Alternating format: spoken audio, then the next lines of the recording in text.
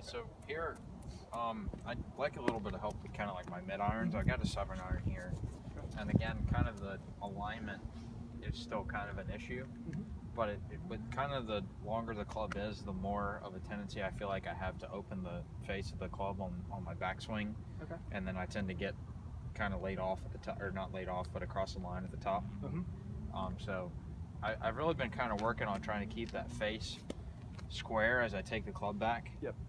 And it's really helped a lot with kind of starting the ball on line. If my understanding is correct, the face controls the start direction and the path does the spin. And so yeah, it's just, but sometimes again, and this might lead back to alignment, is all about the club or the ball starting on line. With my irons especially, I kind of struggle with that, and even a little bit with my driver too. So maybe in our next thing, maybe you can take a look at my driver swing. Yeah, well let me just line up like you're going to hit the ball. Don't worry about aligning or anything. But I just want you to take a swing, and I want you to stop at the top, because I just want to see where you are at the top and where you versus where you should be. So put a ball there. You don't have to hit it, but just stop at the top. So I'm going to try to go to this flag here on the left. So do what I told you before, where you find that spot about 2 feet in front. Focus on that spot.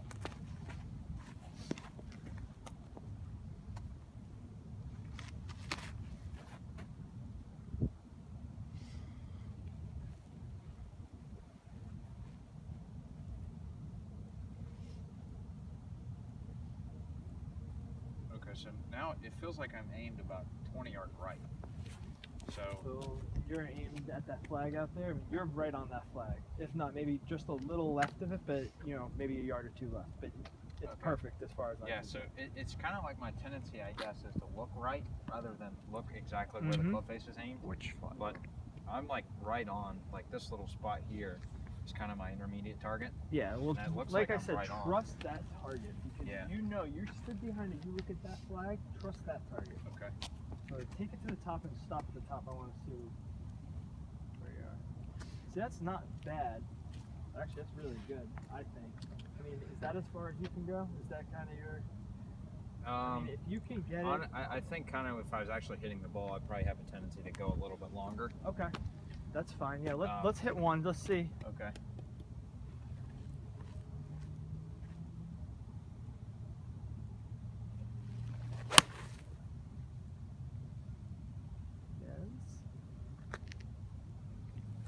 Yeah, you said that your tendency, you feel like, is to get maybe even just a little flat on top. Is that what you were saying? Or is across the line. Or just across the line a little bit? Was I flat there? No, you were pretty good. You were in a good spot, I felt like. I mean, how did that feel to you? I mean, it felt really good. It felt pretty fluid again. You hit it a little thin. It didn't sound like you hit it perfect, but where your placement was up here was actually really good, because a lot of times what happens is people don't get that arm straight, that's the left arm straight, get it back here because they don't have that rotation to get up here. But you were able to get it back there. You had that arm, as straight as you probably could have it in that sense. So I mean, that really wasn't bad at all. One thing I did notice though, and this is to kind of maybe get away a little bit from what you were talking about, but that's a 7-iron. Your ball placement, your ball placement was really far up in your foot. Yeah, so it was really because you look where it is. Yeah. That's supposed to be back a little bit further, not too much further, but you don't want it that far. Yeah, with the 7-iron. With the 7-iron, that's more where you had that. That's more of like your hybrids and your woods, maybe even a driver. Yeah, see, what I was saying earlier is I kind of I guess start out paying attention to the little things like that, and they kind of, I guess, I don't pay much attention to them as I get a little bit more comfortable. And that's okay. I mean, and that's the tendency for a lot of people. But for right now, because I mean, you're obviously a good golfer. You know about the game. You know how to, fix yourself most of the time. But the biggest thing is committing to fix yourself. Because if you're not committing to fix yourself, you're going to go fall back into poor. What is it? What's the word I'm looking for? The old habits. Old bad habits.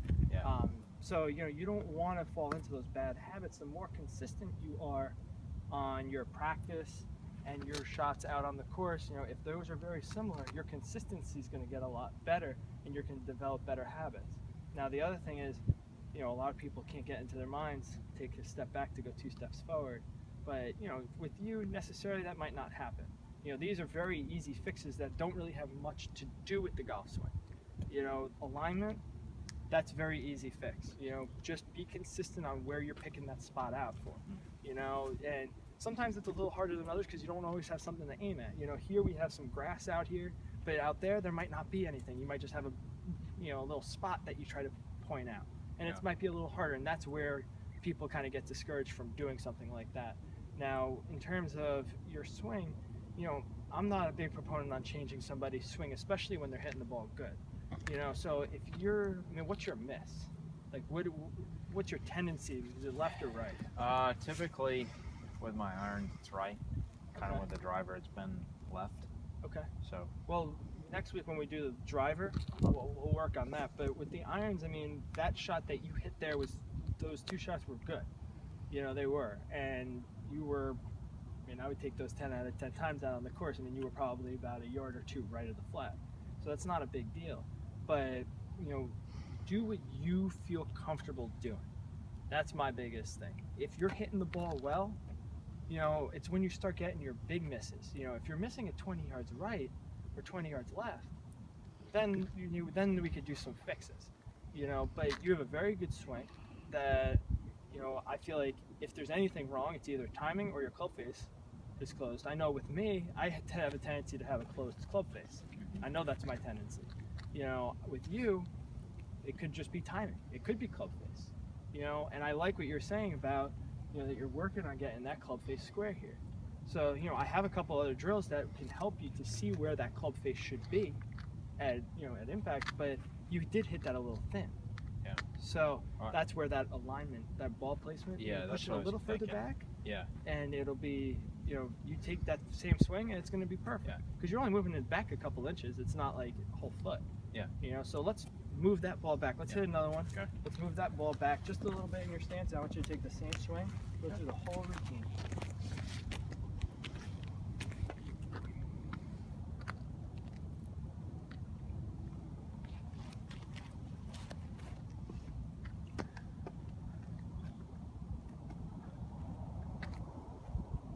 Does that look better? Oh yeah. Now, what about the ball position too? Ball position, that is better too. Yeah. Feels like it's a little bit further back. If it feels like it's a little further back, it probably is. Yeah, that's really good. Wow. That fell a little bit behind on it. How did that feel though? In terms of impact, forget about where it went. Impact felt great. My balance was just off there. But Sounded different. awesome. Yeah. Sounded crisp. Even versus the first flight was better. It was a lot higher. Yeah. A lot higher. And that was a lot better than your first one, which was still good, but it was thin. Yeah. You know, that one, you were able to have an impact on, you know? Yeah. So that's where ball placement is very important. That's a very easy fix as well. Take the same swing you've been taking your entire life. You know, don't think about it because it's working. You're hitting the ball 5. You're thinking about it. Yeah. That ball placement, I did the same thing, going way back. You know, I had the same problem where my pitching wedge was like here on me. I don't need that. The pitching wedge should be right in the middle, if not a little bit up from middle. But, you know, one thing that I did, and I learned this, was you take 3 balls, and you line this back one up in the middle of your stance. Okay? This is where you'll be hitting from like pitching wedge to 8 iron. This is where your 7 through, let's say 5 is, and this is where your woods and stuff will be from. Okay. All right. I hit this ball right here. Yeah. And then just kind of see what it feels like. Not really worried about alignment. No, that's fine. Yeah, just see how it feels.